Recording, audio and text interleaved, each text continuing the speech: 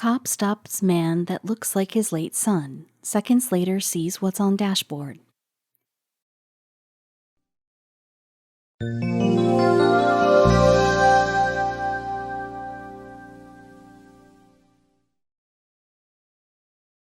Nothing can strike fear into your heart like seeing the unmistakable blue and red flashing lights of a police car flagging you down. Your mind races with all the possible things it could be for. Had you been speeding? Perhaps a taillight was out. Pushing the terror down, you smile your most innocent smile and prepare to talk. Once you have made your way to the side of the road, there is little chance of you leaving without a ticket.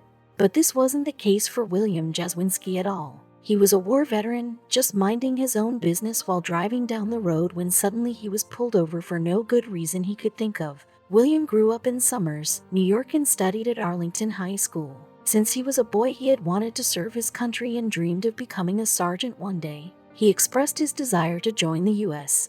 Army when he was only 10 years old. Naturally, his mother was concerned, and she had every right to be. William's chance to fulfill his dreams came in 2003 during the Iraq War. He was among the 177,194 troops who were sent into the war zone. Leaving his girlfriend, family, and indeed his entire life as he knew it behind, he prepared for the worst. His family waited for him, praying that he wouldn't be one of the 4,000 who never made it home. Thankfully, William was sent home after just a year of service, but he returned a changed man. The things he had seen in the war made such an impact on him that he just couldn't resume his normal life. His family convinced him to seek counseling, and it seemed to be helping at first, but William just couldn't shake the shadow that seemed to follow him everywhere he went. That is, until a strange encounter on a lonely road gave him the jolt he needed.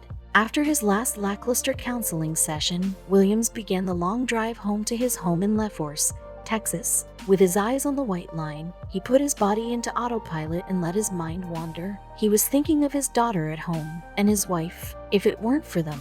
Well, he didn't even want to think about that.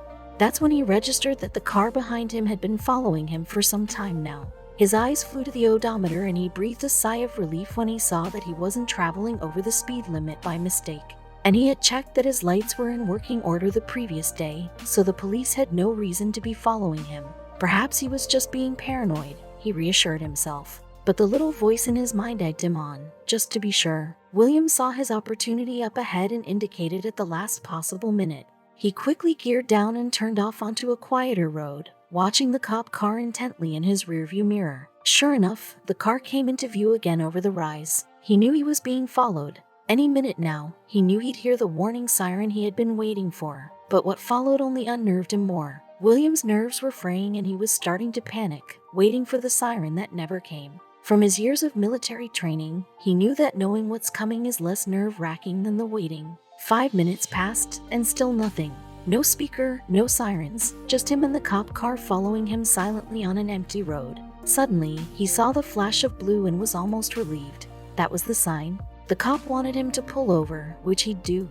Then, he'd go through the motions, license presented, some chit-chat, and then he'd be on his way. Or so he thought.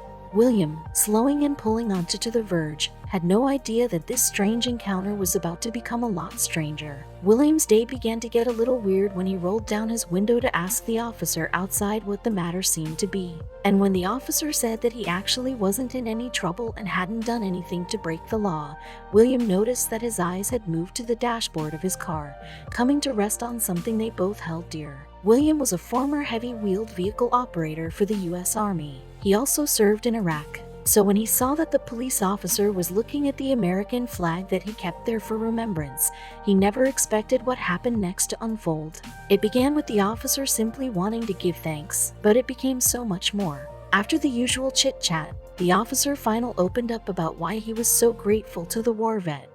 He began by asking about William's time over there, and slowly it unfolded. The story that the unnamed officer told him had a strong connection to everything that William had been through. And soon William would know everything. The veteran prominently displays 2 symbols from his time in the military on his car. One is an army sticker on his bumper and the other is the American flag which the officer had been drawn to. It was the sticker that alerted him to who was driving the car. Only then could he see who was inside. Who he saw astonished him. It was almost too much for him to bear. William told the officer a bit about his trip. "I went to Iraq. I did a 15-month stint out of FT Benning. And that's when everything started spilling out. The officer, in turn, told William some news that was still haunting him to this very day. And seeing William only brought up more unresolved pain. My son went to Iraq. He didn't make it home. Knowing the pain and having been there firsthand, William offered his condolences and, also, his help. I'm so sorry to hear that. I just finished a PTSD program.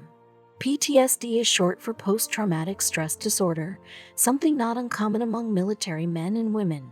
I see you have a flag in the truck, the one we got for him. It's at the house, and just like that, the officer asked him a question, or a favor, that William simply couldn't refuse. Can I ask a question? Would you mind stepping out and receiving a hug? You remind me of my son. You look exactly like him. When I pulled you over, it was because you looked so much like him.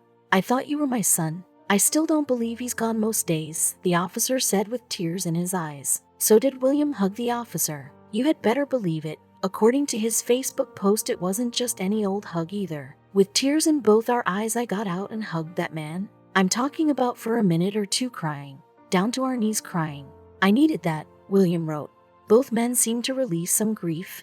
With a total stranger, at that moment, William felt himself let go of something that he'd been holding onto for so long. It was as if the hug from the policeman had dissolved William's fears and trauma. He almost felt it evaporate and rise up into the ether as both men stood on that empty road, hugging and crying. It was exactly the release he had needed. It was that heartfelt moment of human contact with a total stranger that had healed his PTSD far more than any counseling session could.